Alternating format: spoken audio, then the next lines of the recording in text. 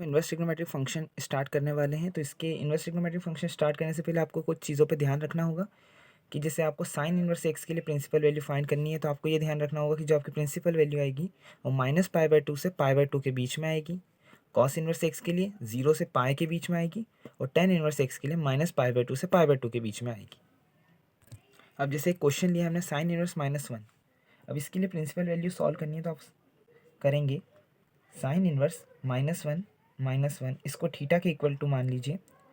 जो sign inverse है वो उस साइड चल जाएगा, तो आपके पास बचेगा -1 is equals to sine theta.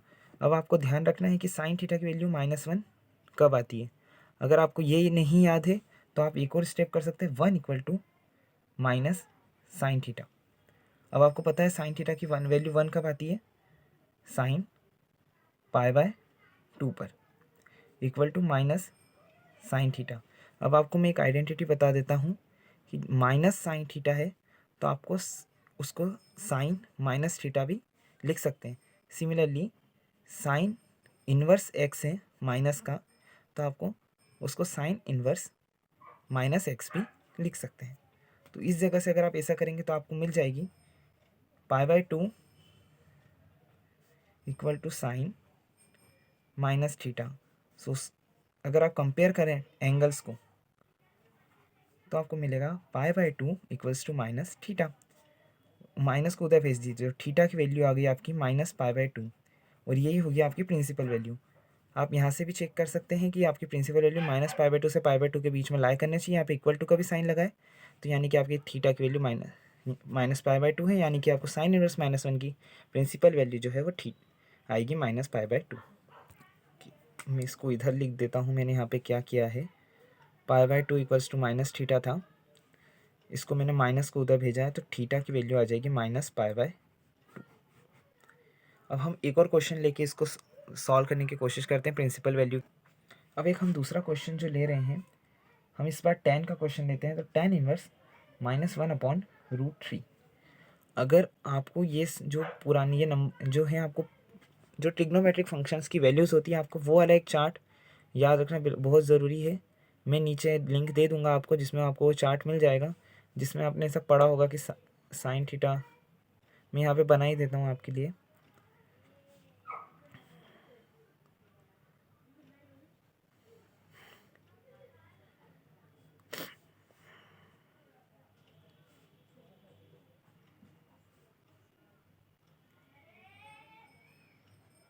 या बात करें तो ये वो थोड़ा यहाँ पे गलती होगी, ये π/6 है और ये π/3 है। इसका मतलब होता है 30 डिग्री, ये 45 डिग्री है, ये है हमारा 60 डिग्री और ये होता है 90 डिग्री और ये 0 डिग्री। अब साइन 0 की वैल्यू होती है 0, π/6 की साइन की वैल्यू होती है 1/2, π/4 पे होती है इसकी 1/√2 और π/3 यानी कि 60 डिग्री पे होती है इसकी √3/2 और π/2 पे होती है 1। कॉस थीटा की बात करें तो कॉस थीटा की पूरी वैल्यूज़ जो है वो उल्टी हो जाएगी, यानी कि सबसे पहले 1 आ जाएगी, फिर √3/2, फिर सेम 1/√2, देन ये 1/2 इधर और 0। अब अगर हम बात करें टेन थीटा की, तो इसके लिए आपको कुछ नहीं करना है, आपको tan theta equal to sine theta upon cos theta होता है, ये आपको पता है। तो 0/1 0 ही होता है, 1/2/√3/√2 से 2 कैंसिल, तो 1/√3, यहाँ पे √2 से √2 कैंसिल, तो यहाँ पे आ जाएगा 1, 2 से 2 कैंसिल तो √3 एंड 1/0 होता है इन्फिनिटी। तो ये वैल्यूज़ के चार्ट को आपको ध्यान रखना है थोड़ा। अब हमारे क्वेश्चन पे आ जाते हैं,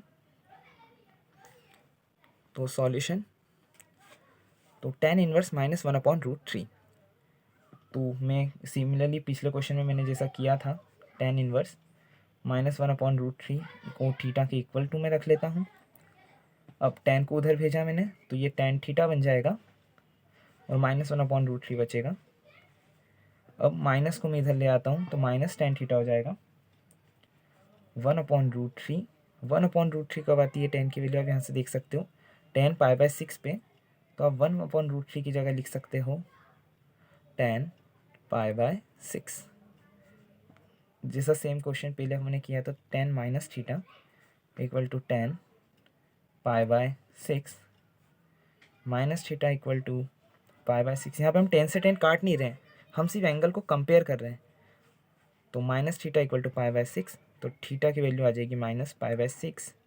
और जैसा हमने पहले बात किया था कि टेन थीटा जो होता है वो माइनस पाई बाय टू से पाई बाय टू रहती है उसकी रेंज, और माइनस पाई बाय सिक्स इसके बीच में आता है।